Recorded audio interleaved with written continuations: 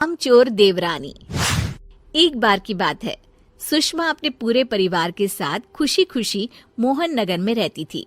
उसकी 2 बहुएं थी, पल्लवी और शिवानी।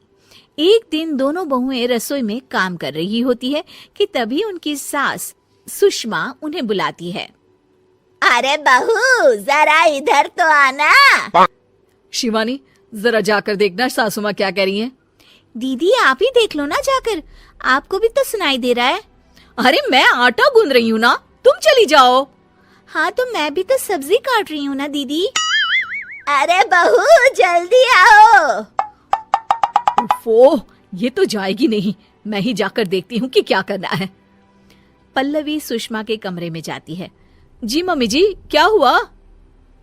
शाम को घर पर कुछ मेहमान आने वाले हैं, तो तुम अच्छा सा खाना बना लेना बहू। ठीक है मम्मी जी, आप बता दीजिए क्या क्या बनाना है और कितने लोग आ रहे हैं। सुनील की मौसी जी और उनका पूरा परिवार आ रहा है। कुल मिलाकर 3 लोग और हमें मिलाकर हुए 9 लोग।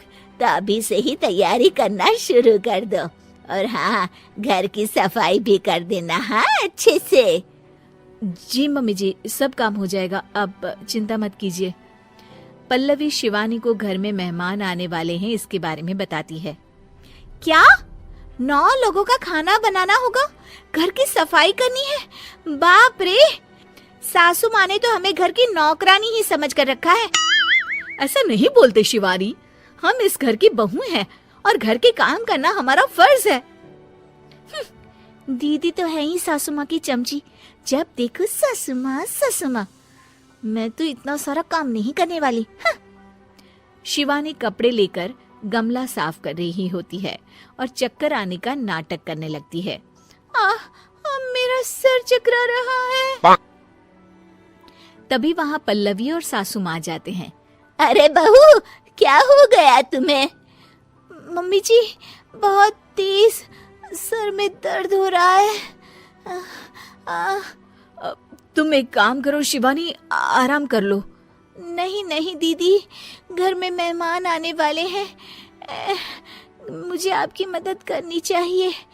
अरे कोई बात नहीं शिवानी, तुम आराम कर लो, मैं सब काम कर लूंगी। ठीक है दीदी, अगर आप इतना कह रही हैं तो आराम कर लेती हूँ। शिवानी आराम से अपने कमरे में मैगजीन पढ़ रही होती है। इसे कहते हैं आराम की जिंदगी। इतना सारा काम। चलो सारा काम खत्म हो गया, शिवानी को देख आती हूँ। शिवानी अपने कमरे में ईयरफोन में गाने सुनते सुनते सो जाती है और उसके साइड में मैगजीन भी रखी होती है। पल्लवी वहाँ आ जाती है और वो सब देखती है। ओहो, तो मतलब सब काम चोरी का बहाना था। अभी बताती हूँ इसको। घर का सारा काम मुझे करना पड़ा और ये महारानी यहाँ मैगजीन पढ़ रही है, गाने सुन रही है। पल्लवी रसोई से एक प्लेट और चम्मच लेकर आती है और शिवानी को थाली बजाकर उठाने लगती है। शिवानी अचानक से उठती है। उठ गई महारानी, गाने भी सुन लिए, मैगजीन भी पढ़ ली। तुम तो बहुत बड़ी झूठी निकली शिवानी। तुमने सर दर्द का बहाना बनाया ताकि काम करने से बच सको। हाँ बनाया बहाना, तो क्या करती, इतने सारे काम करती। मुझे कोई शौक नहीं है चापलूसी का। क्या चापलूसी? तुम्हें लगता है कि मैं सारे काम चापलूसी के लिए कर रही हूँ? और नहीं तो क्या। तभी वहाँ सासू माँ आ जाती हैं। अरे बहू, वो लोग बस आने ही वाले हैं, तुम तैयारियां कर लो। जी सासू माँ, तुझे तो मैं बाद में देखती हूँ। सब खाना खाने बैठते हैं और खाना शुरू करते हैं। तभी सुनील की मौसी बोलती है।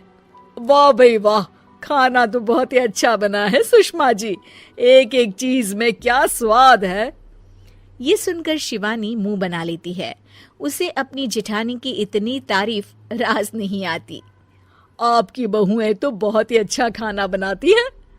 हाँ बनाती तो दोनों ही अच्छा है, पर आज ना ये सारा खाना बड़ी बहू ने बनाया है। छोटी बहू की तबीयत ठीक नहीं थी, सो इसलिए। मानना पड़ेगा सुषमा जी, आपकी बड़ी बहू तो बहुत ही गुणवान है। पल्लवी की तारीफ सुनकर शिवानी को जलन होती है। पल्लवी ये सुनकर खुश हो जाती है और शिवानी की तरफ देखकर उसे चिढ़ाती है। कुछ देर बाद मेहमानों के जाने का वक्त हो जाता है। मौसी जी सबके लिए उपहार लाई होती है। वो सबको शगुन के पैसे देती हैं और अंत में पल्लवी के पास आती है। तुम्हारे लिए शगुन का लिफाफा तो है ही, पर बहू तुम्हें एक और उपहार भी मिलेगा इतना अच्छा खाना बनाने के लिए। मौसी अपने सोने के कंगन निकालकर पल्लवी को पहना देती है। ये लो, ये मेरे मनपसंद कंगन है, अब से ये तुम्हारे हुए। धन्यवाद मौसी जी। ये देखकर शिवानी तो पूरी तरह से जल जाती है और गुस्से से रसोई में चली जाती है। तभी वहां पल्लवी आ जाती है और उसे अपने कंगन दिखाने लगती है। देवरानी जी, अब आपका सर दर्द ठीक तो है ना? मुझे लगता है कि अब सर दर्द शुरू हो गया होगा आपका।